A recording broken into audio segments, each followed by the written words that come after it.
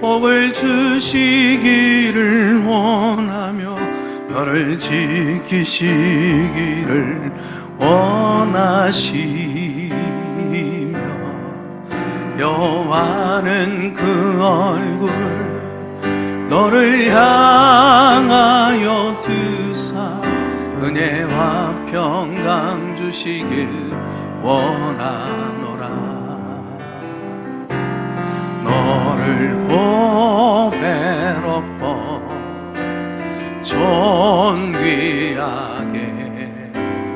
여기시는 하나님이 내 삶 속에서 이 약속을 신실하게 이루시리. 땅에 기름진 것으로 하늘에 신령한 것으로 너를 복 주시고 지키실 하나님이 너의 영혼 잘 되도록 은혜 베푸시며 평강으로 인도하시리.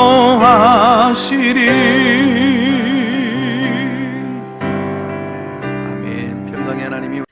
그때 대제사장 엘리야십이 그의 형제 제사장들과 함께 일어나 양문을 건축하여 성별하고 문짝을 달고 또 성벽을 건축하여 함메아 망대에서부터 하나넬 망대까지 성별하였고 그 다음은 여리고 사람들이 건축하였고 또 그 다음은 이므리의 아들 삭굴이 건축하였으며 어무는 하스나의 자손들이 건축하여 그 들보를 얹고 문짝을 달고 자물쇠와 빗장을 갖추었고. 아멘.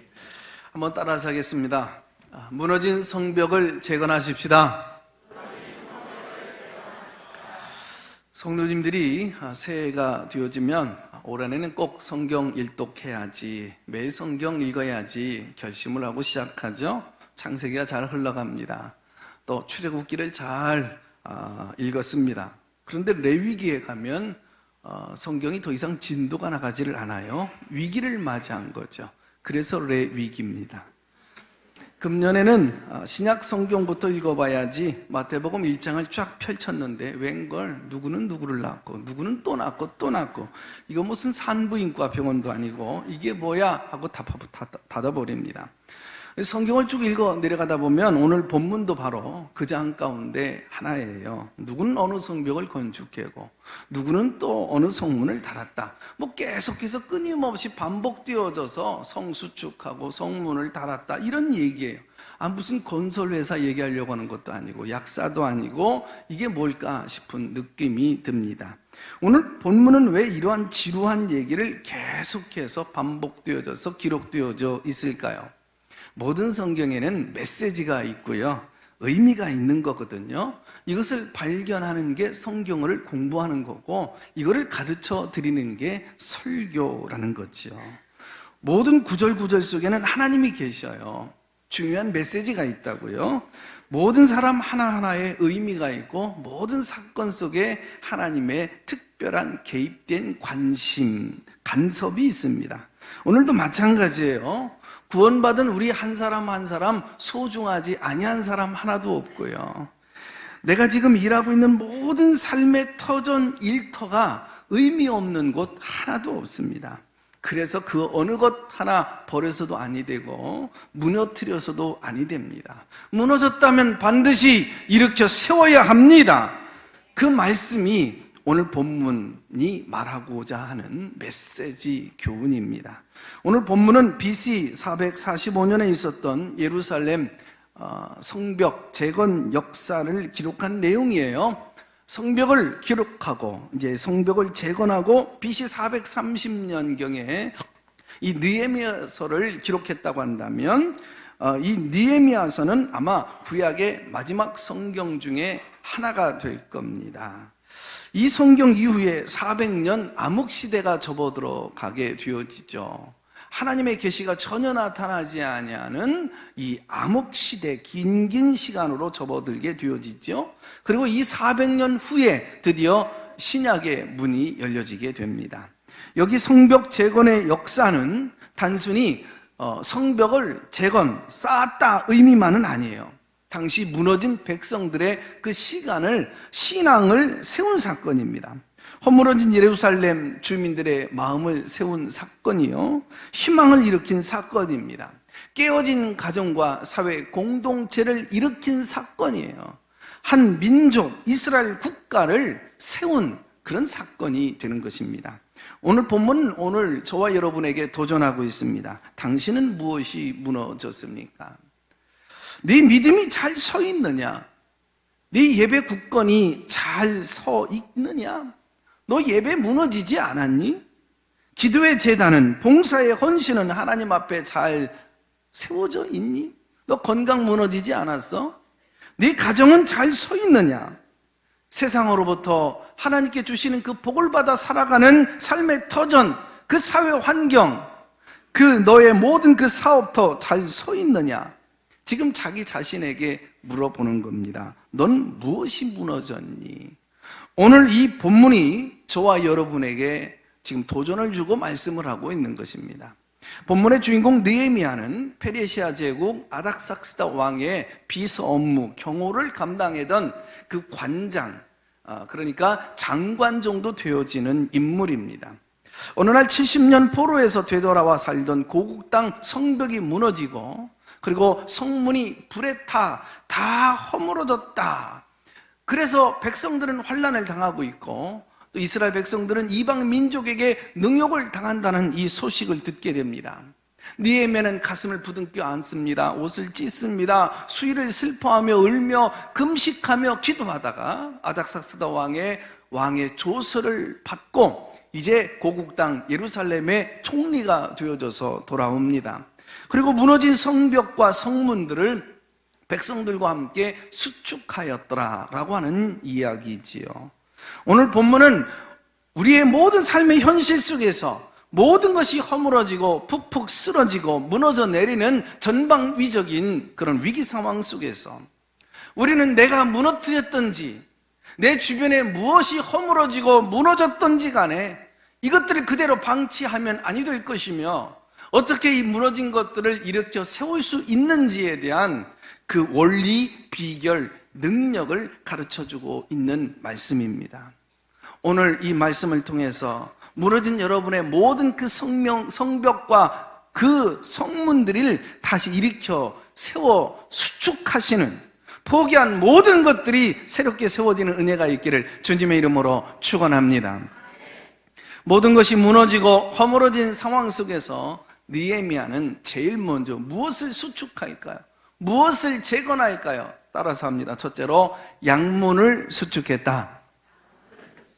본문 3장은 1절 예루살렘 양문 건축으로 시작해서 32절 양문으로 끝이 납니다. 이 양문은요, 양을 끌고 들어가서 양을 잡고 제사를 지내는 문이에요. 그러니까 예배를 제일 먼저 수축했다, 그런 얘기예요. 무너진 예배를 세우고 하나님과의 깨어진 관계를 세우는 것이 내 삶의 터전을 이렇게 세우는 시작이요 완성이 될 것이다 라고 하는 말씀입니다. 그래서 하나님의 백성들은 무엇을 하든지 예배로 시작합니다. 예배로 마치고 예배로 완성을 합니다. 양문으로 시작해서 양문으로 끝내는 것, 이것이 무너진 것을 세우는 첫 번째 비결임을 오늘 하나님은 말씀을 통해서 우리에게 일컬어 주시는 거예요. 자, 여기 양문을 통과할 때 흠이 있는 양은 통과할 수가 없었습니다. 정말 내 마음이 하나님 앞에 예배 드리기에 합당한 심령인가 라고 하는 말씀의 도전이에요. 여기 성령님이 와 계셔야 되는데, 아니 내 마음의 왕좌에 성령님이 오셔서 앉아 계시고 나를 다스리셔야 되는데 성령님이 앉아 있지 아니하고, 아니 성령님이 내 마음에서 아니 계시고 그 왕좌에 비어 있지 않느냐, 그런 얘기예요. 하나님 앞에 회개하지 않고 예배 자리 앞에 나갈 수가 없습니다. 용서하지 못함, 상처, 불평, 원망 이런 것 가지고 하나님 앞에 예배할 수가 없습니다. 흠이 있으면 아니 되는 거죠. 현실적으로 예배 시간을 지키는 것도요, 이 양을 아주 흠없이 하나님 앞에 예배 드리는 것이라고도 할 수 있습니다. 예배 시작 부름부터 축도까지 우리 모두가 한 마리의 양이라고 한다면 마지막 축도가 다 끝나는 시간까지 여러분 다 참여를 해야 되는데, 축도 없이 나가고 도망가는 분은 꼬리를 잘라놓고 세상으로 나가는 것과 마찬가지예요. 부득이한 형편으로 요즘 사회 환경 여러 가지 이유 때문에 사실 예배 시간도 늦으시는 분들이 종종 있을 수 있을 것 같아요. 지각 잘 하시는 분들, 여러분 저는 다 이해합니다. 왜 지각하시는지. 그저 교회 안 나오는 이 자식, 그저 예배 드리려고 하는 걸 거부하려고 하는 이 자식을 일으켜서 데리고 나오려고 하다가 지각했다라고 하는 거 저는 잘 알고 있습니다. 교회 안 따라오려고 하는 남편 억지로 따라오게 하려고 하다가 억장 무너지고 우라통 터지지만 참고 나오다가 지각하셨다는 거 제가 잘 알고 있습니다. 원래 지각하지 않는 분이에요. 그런데 차를 몰고 나가다가 앞차가 사고가 나서 내 앞을 가로막는 바람에 사실 내가 늦었다는 거, 여러분 저는 이해할 수 있습니다. 그러나 가능하면 하나님 앞에 예배를 온전하게 흠없이 드리기 위해서는 최소한 우리 교회 예배가 시작되어질 때 찬양이 시작하기 전에 10시 50분 전에는 이 자리에 와서 기도로 준비하고 먼저 하나님께 감사와 찬양을 하며 예배를 온전하게 지켜드리는 것이 합당한 것입니다. 일제강점기 평양 산정원교회 담임 목사님은요, 주기철 목사님이셨습니다. 그 교회 선임 장로님 가운데 한 분이 계셨는데 독립운동가 바로 조만식 장로님이셨습니다. 한 번은 주기철 목사님이 예배를 인도하고 드리고 시작하고 있는데 이 조만식 장로님이 조금 늦으셨나 봐요. 이 조만식 장로님은 주기철 목사님의 오산학교 대스승 선배이신 거예요. 이 교장 선생님 때 주기철 목사님이 어린 학생이었고 그 학교를 졸업을 한 겁니다. 어느 날 주일 예배를 시작하고 좀 시간이 지나고 찬송을 부르고 예배를 드리고 있는데 이 조만식 장로님이 삐그덕 하면서 문을 열고 예배당 안으로 들어온 거예요. 주기철 목사님이 눈 감아주고 모른 척하고 넘어가면 되는데 조만식 장로님을 향하여 눈을 부릅뜨고 큰 소리를 치면서 외칩니다. 조 장로님, 거기 서세요. 들어오지 마시고 입구에 서 계세요. 장로님이 어찌 예배를 늦어서 지각할 수 있습니까? 신발장에 신을 집어넣으려고 하다가 탁 얼어붙은 거예요. 그리고 겨우 신발장에 신발을 넣고 신발장 옆에 서서 꼼짝하지 못하고 예배 마치는 시간까지 거기서 예배를 드렸습니다. 설교가 끝나고 마지막 봉헌의 시간입니다. 조 장로님, 이제 기도하시죠. 조 장로님 뭐라고 기도를 하며 시작했을까요? 하나님, 독립운동한답시고 이곳저곳 뛰어다니다가 하나님을 만나고 예배하는 시간을 흠집을 내고 말았습니다. 저는 죄인입니다. 온 성도들이, 온 교회가 예배하는 이 시간, 특별히 주의 종 목사님을 마음 불편하게 해드린 죄인입니다. 용서하여 주옵소서. 장로가 되어져서 교인들의 본이 되지 못한 무자격한 사람입니다. 용서하여 주옵소서 라고 기도를 드렸대요. 예루살렘 성벽을 수축하는 과정에서 오늘 본문 3장 1절 굉장히 중요한 단어가 나옵니다. 양문, 예배의 문을 수축했다 이외에 사실 외에도 그때에 라고 하는 중요한 단어가 반복되어졌습니다. 그때에 무너진 성벽을 수축하는 첫걸음의 첫삽에 이 첫 역사에 양문을 수축했다. 뭐를 얘기하는 걸까요? 예배는 내 인생의 우선순위의 넘버원. 할렐루야. 예배는 어떤 것으로도 양보할 수 없습니다. 타협할 수 없습니다. 지체할 수 없습니다. 연기할 수 있는 것이 아닙니다. 걸어 숨쉬면 또 발로 걸어갈 수만 있으면 그때 내가 제일 먼저 해야 할 것은 하나님 앞에 예배자로 서는 것입니다.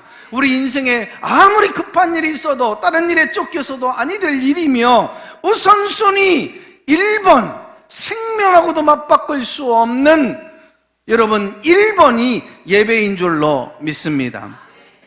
그런데 이 양문 수축을 누가 담당했을까요? 1절에 보니까 대제사장 엘리야십이 그의 형제 제사장들과 함께 일어나 양문을 건축했다. 제사장들이, 지도자들이 함께 건축한 거예요. 제사장들은 백성들을 대신하여서 제사를 드리고 중보, 기도를 하는 사람이죠. 백성들이 나누어서 이제 성벽을 수축하고 성문을 달 때에 그저 우리는 뒤에서 기도하겠습니다. 당신들은 열심히 일하십시오. 우리는 예배할게요. 제사를 지낼게요. 그럴 수 있잖아요. 그런데 지도자들이, 제사장들이 제일 먼저 달려가서 주머니를 털고 옷을 벗고 피땀을 흘려가며 양문을 세웠습니다. 이것이 시대가 설 수 있는, 이것이 공동체가 일어설 수 있는, 세상이 달라지는 첫 여러분 출발이라고 하는 거죠. 교회들마다 교회 리더들이, 목회자들이, 중직자들이, 구역장들이, 선교회장들이 어떤 생각을 하고 어떤 말을 하고 어떤 행동을 하고 어떻게 헌신하고 어떻게 충성을 하는가 하는 것을 보면 여러분 그 공동체 미래가 달라지는 거예요. 그 공동체를 세우는 파워가 있게 되어지는 것입니다. 자, 그러나 여러분 바른 예배가 결국은 무너진 사람을 세우게 되어지고 무너진 시대를 세우고 무너진 나라를 세우게 되어지더라. 무너진 모든 것들을 세우는 첫 출발이 예배인 줄로 믿습니다. 예배를 먼저 해야 될 줄로 믿습니다. 한국 초기에 영수라고 하는 직분이 있었습니다. 선교사님들 곁에서 선교사님들을 돕는 비교적 굉장히 전문성을 지니고 있는 분들인데 요즘 말로 말하면 전도사님 직분, 직책 정도는 아닐까요? 엄치성을 가진 엄영수라고 하는 분이 계십니다. 이분의 직업은 왕손에 어떤 그 말고뼈를 붙들어주고 있는 마부입니다. 어느 날 양반 나으리를 모시고 길을 가다가 나무 그늘 밑에서 쉬게 됩니다. 복음을 전합니다. 나으리, 이제 예수 믿으셔야지요. 못 들은 척하다가 계속해서 자꾸 얘기하니까 아주 이제는 비아냥하면서 얘기합니다. 그래 이놈아, 믿으면 너 같은 쌍놈이 우리 같은 양반이라도 된다더냐? 예수 믿으면 너 같은 마부놈이 왕손이라도 된다더냐? 그때 엄영수가 이렇게 얘기합니다. 나으리, 예수 믿으면 쌍놈이 양반 되는 것이 아니고 좋은 쌍놈이 됩니다. 나으리, 예수 믿으면 마부가 왕손이 되는 것이 아니고 착한 마부가 되는 것입니다. 예수 믿으면 신분이 상승되는 것이 아니고 품격과 품성이 올라가는 것입니다. 곳간이 넓어지는 것이 아니고 마음이 넓어지는 것입니다. 사람을 바라보고 세상을 바라보는 그 눈이 달라지고 넓어지는 것입니다 라고 가르쳤는데 이 말에 감동을 받고 왕손이 예수를 믿었다는 거예요. 12절에 보면 예루살렘 지방 절반을 다스리는 할로헬스라고 하는 사람이 나와요. 수도권 절반을 다스리는 사람인데 요즘 말로 말하면 서울시장이나 도지사급 정도 되는 사람입니다. 이분에 대해서 성경 12절은 이렇게 기록합니다. 그 아들 살룸과 그의 딸들이 중수하였더라. 아버지뿐만 아니라 도지사, 시장, 높은 그런 벼슬을 갖고 있는 사람뿐만 아니라 그의 아들들과 딸들이 함께 본을 보이고 피땀을 흘리고 무너진 성벽을 수축했다라는 얘기입니다. 이렇게 되는 집안은요, 뭐가 달라도 다른 거예요. 옛날 한 서당에 학생들에게 붓글씨 연습을 시켜놓고 이제 책상에 앉아서 꾸벅꾸벅 잘도 조는 그런 서당 한 선생님이 계셨습니다. 짓궂은 한 학생이 물어요. 선생님은 왜 자꾸만 앉아서 졸기만 하시는 거죠? 옛기놈, 선생님은 조는 것이 아니야. 이 나이가 되어지도록 배울 게 많거든. 그래서 잠깐 짬이 나면 공자님을 만나고 배우러 가는 거라. 며칠 후 이 학생이요, 공부는 안 하고 자꾸 책상에 엎드려 자꾸 조는 거예요. 회초리로 등짝을 찰싹 때리면서 여놈 왜 공부는 안 하고 너 졸고 있니? 선생님 저는요 공부할 게 많고 물을 게 많아서 잠깐 공자님을 만나고 왔습니다. 그래? 너 뭘 물어보고 왔니? 우리 선생님이 자꾸 공자님을 뵈러 오신다고 하시는데 선생님 오면 뭘 가르치느냐고 제가 물어봤죠. 그래 뭐라고 대답하시느냐? 공자님 말 니네 선생님 여기 온 적이 없거든 그러더랍니다. 압니다 여러분. 네가 알고 내가 아는 거예요. 무슨 말을 하고 어떻게 행동을 하고 어떻게 섬기고 어떻게 헌신하고 어떻게 충성하는지 그걸 선생이 알고 학생이 알고 목사가 알고 교인이 알고 아니 하나님이 다 알고 계시는 것입니다. 모든 성문이 잿더미처럼 불타고 모든 성벽이 무너져 잿더미처럼 되어졌습니다. 하나님의 특별한 간섭으로 느헤미야가 총리가 되어져서 부임합니다. 더 이상 수치를 당하지 마십시다. 하나님의 백성들아 일어나라. 하나님이 형통케 하실 것이다. 외치는 느헤미야의 말을 듣고 온 백성이 일어납니다. 아픈 다리 질질 끌어가며 성문을 수척합니다. 그런데 5절 말씀에 보면 이 아름다운 역사 속에서도 낙오자가 있는 거예요. 여러분 방관자가 있었고 구경꾼이 있었더라 이겁니다. 그 다음은 누가 수축하고 그 다음은 누가 문짝을 달고 그 다음은 and 계속해서 고리를 연결해 가다가 end가 아니라 but 그러나 뭘 얘기하는 걸까요? 드고와 귀족들은 분담하지 아니하였더라. 쉽게 번역하면 모든 사람들이 땀을 흘리고 모든 사람들이 정말 마음을 힘을 다 모아 봉사하고 분담하여 일을 감당하고 있는데 아니 귀족이라고 한 자 하나가 뺀질뺀질 구경만 하고 있더라. 이걸 우리가 기억해야 됩니다. 오고 오는 이 세대에 이런 사람이 있을 수 있으니 경성하라 이거예요. 네가 알고 내가 알고 하나님이 다 안다 이겁니다.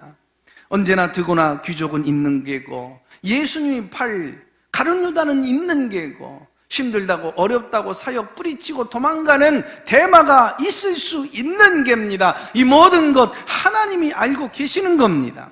성경에 기록되어져 있듯이 하나님 나라의 상급책에 기록된다는 거예요. 세상 아무도 몰라도 모르고 있어도 그거 다 기억되어지고 기록되어지며 뺀질거리는 것도 다 그 책에 기록되어진다는 얘기입니다. 그래서 본문 보면 그 다음은 next him, next them 계속해서 그 말이 나와요. 이 본문 한 장을 다 읽으면 그 다음은 총 32절 가운데 자그마치 29번이 나옵니다. 거의 매절마다 나오는 기억이에요. 김 집사의 자리에서 그 자리를 잘 지키더라. 박 집사는 박 집사의 가정에서 그 가정을 잘 세우고 있더라. 직장에서 그 직장의 책상에서 그 자리를 잘 지키더라. 세상이 아무리 힘들고 어려워도 내게 맡겨진 사람 소중하게 사랑하고 섬기면서 그 자리를 잘 지키고 세워가더라 그 얘기입니다. 여러분 하나님 나라를 세워가는 역사에서 모든 사람 모든 사역은 다 소중해요. 여러분 내 자리 내 사역만 중요한 게 아니에요. 자, 그 다음 두 번째로 본문 3절에 보면 어문을 지키는 사람이 나와요. 자, 고기 잡아서 비린내 나는 고기 상자 짊어지고 다니는 문이 어문이에요. 이 어문을 수축하는 일은 굉장히 역겹기도 하고 힘겨운 일입니다. 어찌 이런 문을 우리에게 맡기고 수축하라고 말씀하십니까? 라고 말을 여러분 할 수도 있겠죠. 그러나 그것을 지켜나가는 게 세상을 살리는 일입니다. 또 본문 14절에 보면은 읽지는 않았지만 분문이 나옵니다. 분문이 뭘까요? 똥문입니다. 똥을 퍼다가 나르는 문이에요. 그 분문에서 조금만 더 올라가면 이제 게헨나라고 하는 골짜기가 나오는데 그 골짜기에다가 똥을 퍼러다가 붓는 곳이죠. 쓰레기를 갖다 버리는 곳입니다.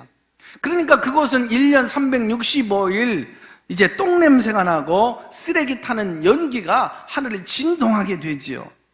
왜 우리 가문은 이런 것들을 맡깁니까? 불평하지 않았어요. 감사함으로 그 문을 세웠다는 얘기입니다. 중세 수도원의 주방장 셰퍼 로렌스가 있습니다. 공부를 많이 하고 그리고 착하고 잘생긴 청년이었는데 이 수도원에 들어왔길래 너 무슨 봉사하고 싶니? 저는요 주방에서 봉사하겠습니다. 그래서 주방장이 됐습니다. 그런데 어느 날부터인가 수도원에 오는 사람들이 원장으로부터 은혜를 받는 것이 아니라 셰퍼 주방장을 통하여서 예수님을 만나고 은혜를 받는 거예요. 주방장 안에 하나님의 임재가 가득하게 넘칩니다. 그가 쓴 글 가운데 이런 말이 있습니다. 부엌은 나의 성전이요 그리고 도마는 나의 제단이요 칼은 성구다. 요즘 말로 말하면 나는 시원한 에어컨 바람을 쐬면서 추울 때 따뜻한 히터 그 옆에서 온 몸을 녹이고 편안하게 할 수 있는 곳은 아닌 저 밖에서 정말 사람들의 눈치를 바라보면서 주차하면서 차량을 안내하는 그 주의봉을 가지고 있는 이 손과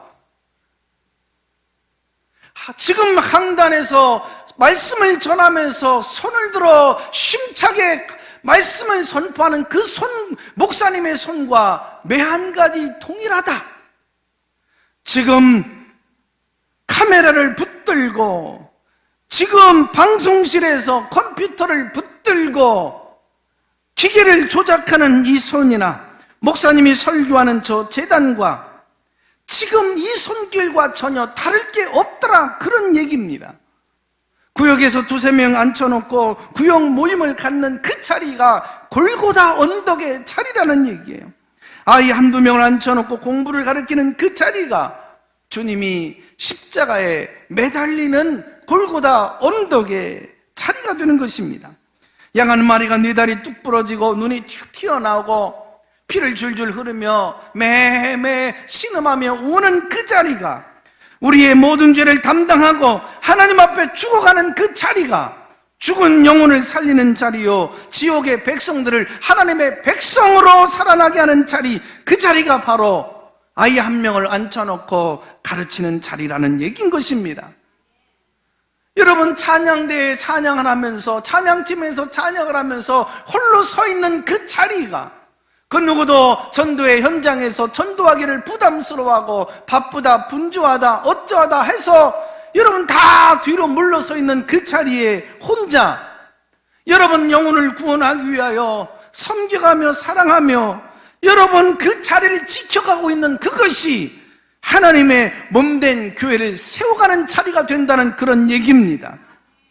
내가 서 있는 것은 귀하고 남이 하는 것은 시시하고 내가 잘못했을 때는 뭐 그럴 수 있지 뭐, 그러나 남이 잘못하면 웬 세상에 그런 놈이 다 있어, 이런 것을 내로남불이라고 그럽니다.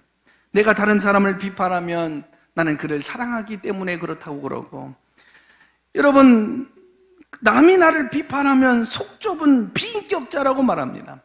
내가 끼어들면 그래서 바빠서 부득이 그랬다고 그러고, 남이 끼어들면 무리한 운전자라고 말합니다.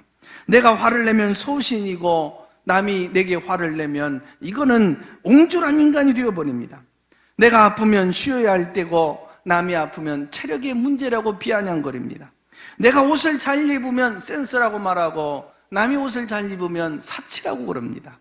여러분, 내가 소중하듯이 네가 소중하고 내가 하고 있는 일들이 귀하듯이 다른 사람이 하고 있는 일들도 귀한 것인 줄로 믿습니다. 속 썩이는 자식 쉽게 포기하고 내려놓고 싶지만 그 자식 하나 끝까지 포기하지 않고 기도하고 격려하고 정성으로 돌보고 세워가는 그것이 이 나라를 세워가는 것인 줄로 믿습니다. 대통령이 나라를 세워가는 것과 조금도 하나님 앞에 다를 바가 없는 거예요. 내 부모 존중하고 공경해 나가는 것이 이 시대를 존중하고 이 역사를 소중히 여기는 자세입니다. 내 교회 건강하게 주어진 일을 감당하며 세워가는 것이 한국교회를 세우는 일이요 이 나라를 세우는 일인 줄로 믿습니다. 때로는 마음이 낙심되는 일 많고 또 믿음 지키기 어렵지만 내 믿음 꼭 붙들고 지키는 것, 내 마음 꼭 다스리고 붙들고 있는 것, 물은 내 마음을 지키는 것이 시대를 세우는 길이요 하나님 나라를 세우는 길인 줄로 믿습니다. 느헤미야는 고국 땅 성벽이 무너지고 성문이 불에 탄 소식을 들었습니다. 달려가 보니까 성벽보다 더 심각하게 무너진 것은 백성들의 마음이었어요. 백성들의 믿음이었던 겁니다. 백성들의 영성이었던 거예요. 그래서 기도하십시다. 일어나십시다. 하나님께 예배하십시다. 우리가 더 이상 하나님의 백성들로서 수치를 당하지 마십시다. 다 무너진 잿더미 위에 앉아 수치를 모르는 그 백성들을 일깨워줍니다. 자존감, 자존심을 깨워주는 거지요. 우리는 하나님과 함께하는 백성입니다. 쓰레기더미 위에 앉아있을 백성이 아닙니다. 일어나십시다. 하나님이 형통케 하실 것입니다. 사랑하는 여러분, 여러분은 지금 무엇이 무너졌습니까? 하나님 힘들어요. 건강이 무너졌어요. 이러다가 어찌 되지는 아니할까 걱정되어 밤잠을 이루지를 못하고 있어요. 하나님 어렵게 시작한 이 사업 문이 닫아야 되나 봐요. 하나님 내 자식 어찌해야 되나요? 어루만져 주세요. 하나님 내 자식의 길이 안 보여요. 도와줄 사람이 없어요. 한국교회가 어렵다고 그래요. 하나님 이 나라가 어렵대요. 하나님 도와주세요. 하나님 뭐라고 말씀하실까요? 진짜 무너진 것은 네 믿음이니라. 진짜 무너진 것은 네 비전이니라. 진짜 네 마음을 다스리고 지켜야 된다. 네 말씀 신앙을 지켜야 된단다. 기도 무너뜨려서는 아니 된다. 너가 이게 잘못된 거야. 너 다른 게 무너졌다고 가슴 찢고 아파하지 말아라. 예배 잘 드려야 된단다. 네 인생의 예배가 제1순위가 되어야 된단다. 예배를 생명처럼 지켜라. 예배 무너뜨려 놓고 너 이거 잘못된 거야. 하나님 앞에 나를 드리는 약속과 서원이 무너지게 돼서 그런 거야. 이거 세워라. 이거 수축하지 않으면 네 인생 아무런 의미가 없는 것이다. 네 인생 후회하고 말 것이다. 그 얘기예요. 느헤미야 3장엔 75명 이상의 이름과 인물들이 등장합니다. 15가지 이상의 직업군이 나옵니다. 에레미야와 느헤미야는 한 권의 책으로 되어 있어요. 이 아름다운 역사, 개혁의 현장을 기록하면서 저자는 자그마치 686절 가운데 42.7% 293절을 이 역사에 동참했던 사람들, 그 당시에 있었던 사람들, 하나님을 무한히 사랑했던 사람들, 포로에서 돌아왔던 사람들의 이름을 낱낱이 잊어버리지 않냐고 다 성경에 기록해 놓습니다. 얼마나 위대한 놀라운 책입니까? 무슨 얘기일까요? 포로에서 돌아와줘서 고마워요. 겨우 이방 땅에서 그 살기 어려운 곳에서 이제 자리를 잡았을 터인데 이 모든 것을 훌훌 털고 돌아온다는 게 오죽이나 어려웠을까요? 당신 집도 먼저 세우질 아니하고 당신 자식들 학교나 또 앞날을 먼저 길을 열어주질 못하고 내일의 희망이 보이지 않는 이 어려운 상황 속에서 먼저 성벽을 수축하고 성문을 세워줘서 고마워요. 제가 알아요. 얼마나 힘이 들었는지 이거 하나님이 알고 계시고요. 하나님이 보상해 주실 거예요. 역사가 흐른 다음에 후세의 사가들은 BC 445년 우리 조상들이 흘린 땀방울과 그 수고를 반드시 기억해 주실 거예요. 잘하셨어요. 장하십니다. 바로 그 얘기를 하고 있는 겁니다. 17년간 전국을 돌아다니면서 야생 등불 그리고 들풀들을 연구한 고려대 강병화 교수가 계십니다.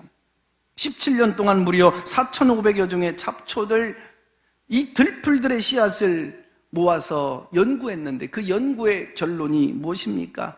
이름 모를 잡초야. 이런 걸 없더라 이거예요. 이름이 다 있더라 이거예요. 이것저것 아무것도 없는 잡초라네. 쑥스럽다.